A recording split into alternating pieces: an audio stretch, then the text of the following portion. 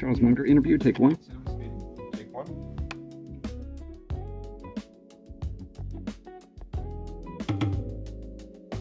When I went back in 1959 to wind up my father's law practice, mutual friends introduced us. My father was a sole practitioner. Somebody had to go sit in his chair and wind up his practice. And it was during that period that I met Warren. When I first met Warren, I recognized immediately that he was a very intelligent person. And of course, he was interested in a subject that I was also interested in, which was the process of being a successful investor. And we have a sort of similar senses of humor. And we had a high old time probably making ourselves obnoxious to the other people in the room. We both came from Omaha. We both worked at his grandfather's grocery store. So we had a lot of common experience. Well, there's a big correlation between success in life and an early start. And Warren had a passion for doing well competitively and getting money as a little tiny child. And he just kept it. And now you add a very high IQ and a lot of energy, and he got a flying start. Well, he was an old Graham Newman follower, and he made a lot of money buying thinly traded securities that were incredibly cheap statistically. And with small amounts of money, which is what he's working with, he could find enough of those to earn pretty high returns on capital year after year after year. Now, occasionally, the market would give him a big security to buy instead of an obscure. And the first one I remember of that kind was American Express, when the salad oil swindle pretty well clobbered that stock for a while. Warren went around, did a lot of research, and decided that it was a minor blip. The market was wrong, and he was right. So he bought a big A-rated security and made a lot of money. But mostly, he was buying more obscure securities that were incredibly cheap. Well, he always said it was less distracting to be there among all the rumors and action in Manhattan. And I would say he was making most of his money in a very solitary fashion, just by sifting a lot of data and thinking a lot. And he could do that as well in Omaha as he could in Wall Street, in fact, better. I've never known anybody in a long life who liked criticism. Zero. So I'm sure Warren didn't like criticism. He taught a course on investments at the University of Omaha. And in that course, he criticized certain common practice in the over-the-counter securities market, where securities firm often met an old lady in church and then sold her stock in a utility with a 5% markup that was sort of hidden. And Warren thought, well, that was dirty and cheating and inelegant. And of course, when he talked that way in his university course, some of the people who were doing it hated him. And so he got private criticism. People tried to keep him out of clubs and stuff like that. If he'd bought it in his partnership, which he owed more of, he would have made a lot more money. And as it worked out, he made billions and billions of dollars for a bunch of people he didn't even know. But I don't think he can call it a mistake in that sense. But I don't think he regrets it. It's given him a public platform. It's enabled him to, in effect, teach what he wants to teach. No, I think if you offered him to live his life over, so you can go back and buy National Indemnity in your partnership instead of in Berkshire, I don't think he'd do it. One of the reasons Warren's successful is he's brutal in appraising his own past. He wants to identify misthinkings and avoid them in the future. And in a narrow financial sense, that was misthinking. But I would say in a big sense, it was fortunate misthinking because his life worked out better. We're social animals. We're supposed to help one another. And we can do it in various ways. And there's nothing that helps people more than helping them get rid of a wrong idea and replacing it with a right one. You know, it's like God's gift. And since we're trying to avoid sin and error, helping other people avoid it, it's a useful thing to do. I think the sort of solid Middle Western, unpretentious background helped.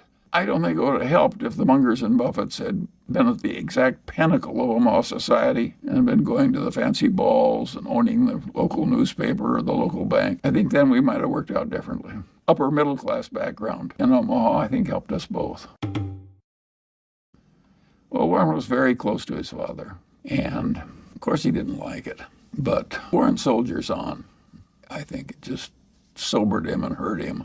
Both Warren and I could look at our fathers and see what they did right and what they did wrong. Warren's father was a strong ideologue, real old-fashioned right-wing ideologue, as was his grandfather. And his father was so intense about it that Warren just decided that it was a mistake.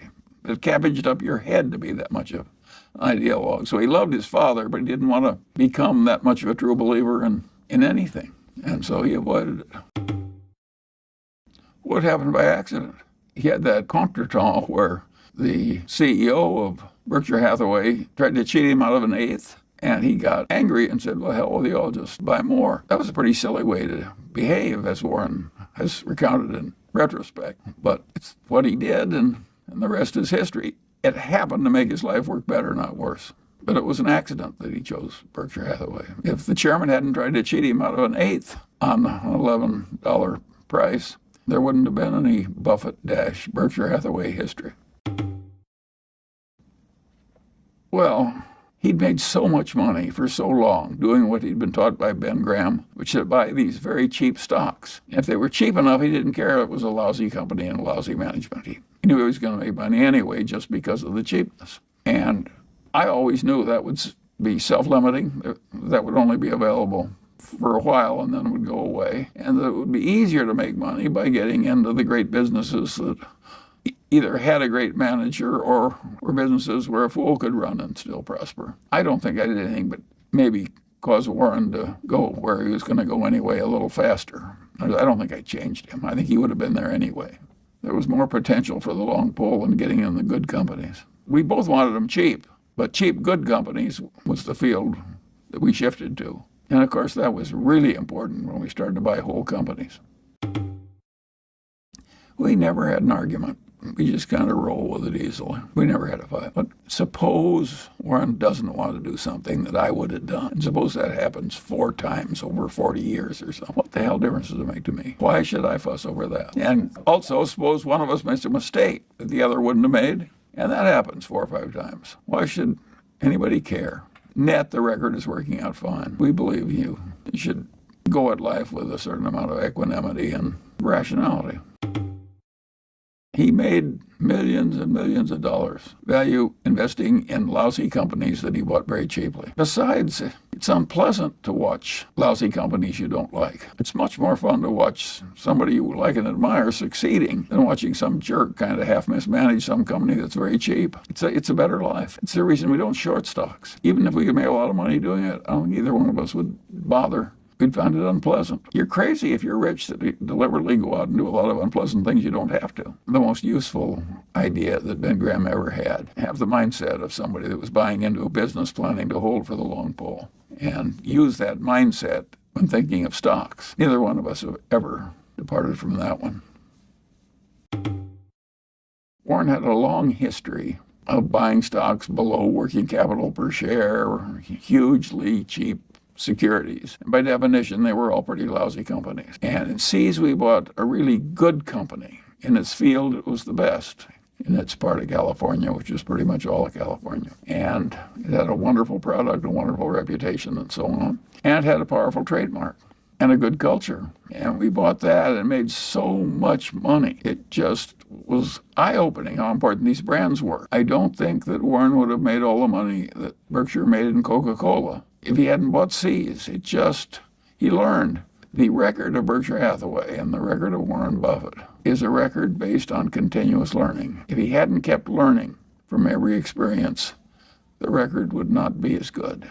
He learned from Seas that he should buy Coca-Cola. You really can understand the power of a brand more when you buy something very cheaply and you're still getting 300% per annum on your investment in cash. That draws your attention. The brand can be very important. Well, what really makes it work is, the business school term is durable competitive advantage, which is a pretty good term. You really want an advantage that, nourished without overwhelming skill, will keep working for you for a long, long time. You want to avoid a business which is just so brutally competitive that nobody does well over the long pull. We've bought some businesses that looked pretty good to us that turned out to be pretty bad. We have a few of them still around, but luckily they're small. We sell them if they present problems we just can't solve. But if they just turn out to be a little mediocre, we hold. We're not going to play gin rummy with the people that are part of our lives. Well, we found out what had happened because we were on the board. That's another example of a mistake that finally worked out pretty well. We never should have bought into Solomon. It was too much trouble. It was too much danger. It was too much involvement. And Warren would have probably made more, even though the investment finally worked out well. It caused a lot of agony, and Warren would have made more money some other way, better. So it was another mistake that worked out well. But the crisis, once we were on the board, the company could have gone under. It was a very serious, exciting crisis with crucial meetings. And if Nick Brady, the Secretary of the Treasury, hadn't relented on a key point, Solomon might have gone under. He went with Warren because he trusted him, and it saved Solomon. It shows how having a good reputation is really helpful in life. The interesting thing about that is Nick Brady's family had owned stock in Berkshire when it was a textile company. And he, when he was at the Harvard Business School, determined it was a lousy business, and he had his branch of the family sell out. The other branch of the family stayed, and the guy got to like Warren when he came on the board, and he was kind of a stubborn New Englander. And he held all his shares in this lousy, failing business. And of course, he became enormously rich. Whereas Nick Brady, who made the correct decision to get out of a lousy business, watched his relative who knew less and hadn't gone to business school and so on, made this great fortune. Life is full of little ironies like that one. I don't think it bothers Nick Brady. He's a pretty mature fellow, but it was one of those crazy quirks of life. If you start with a bunch of lousy businesses, which is what we started with, we're going to wring a fair amount of cash out of those businesses. So basically, we started out with cash and ended up buying a bunch of businesses, including insurance companies, and drove Berkshire without really issuing much stock to anybody, from virtually nothing into hundreds of billions of dollars of market cap. Nobody else has a record like that. There's some great conglomerates, General Electric, United Technologies, Honeywell, but nobody has a record like that. If you're in a big bureaucracy, it can't change. It's just too hard. So you may say, well, I'd like to operate that way with no overhead and just a few people at headquarters and quick decisions that are good. But they're locked into a procedure like the Army or Navy with lots of meetings and people, and they just can't get to where we are from where they are. And they know that, and so they just shrug their shoulders. If some people can do way better than I do by that method, why, God bless them. I don't envy them because I can't follow them. Well, I think the modern Berkshire is pretty much all a reflection of Warren. The businesses that he started with are gone. Most of them died under him. And so he's created Berkshire with nothing but a small bit of starting money. Well, we used to have just 30 people in a cafeteria, and now we have this huge public spectacle. But I think it's helped the company. I mean, the big spectacle meetings. It's helped the teaching part of Warren's personality. I think it's been very good for us. Remember, Warren used to volunteer as a teacher at the University of Omaha. He likes a certain amount of this. He would hate doing it all the time. No, I think Warren has his life just the way he wants it, including the annual meeting. Celebration is part of making a group of people work well together. It's a celebration. Well, he came out of a private partnership where people he knew were trusting him a lot when he was obscure. And he had his relatives in the partnership, and they were not rich. So he always had a good stewardship idea, and he just, as it got bigger, started treating everybody else the way he treated his relatives. That is a very good idea. I have a name for it. I call it extended Confucianism. It's a very good idea to extend your Confucianism, certainly to suppliers and customers and so on. It's so powerful. I constantly talk about Berkshire, a seamless web of deserved trust. It's such a simple idea. Then bureaucracy has so much dysfunction and evil buried in it, even when the people in the bureaucracy are not awful people, that running a system that has practically no bureaucracy at headquarters is hugely advantageous to Berkshire. I'll tell you how you do it. Have you ever seen a juggler juggle 25 milk bottles? How did he ever get to do that? The answer is he started with 1 bottle, and 2, then 3, and just kept doing it, and pretty soon he was at 25. And that's the way we did it. Now, there's a limit. Maybe the guy has to stop at 25. And I don't think that is happening to us yet. Our return is slowing down, but Berkshire is still a collection of businesses that are above the average quality of the indexes. So it's a very respectable investment, even though it can't work the kind of miracles it did when we were young. That's a source of enormous satisfaction to both of us.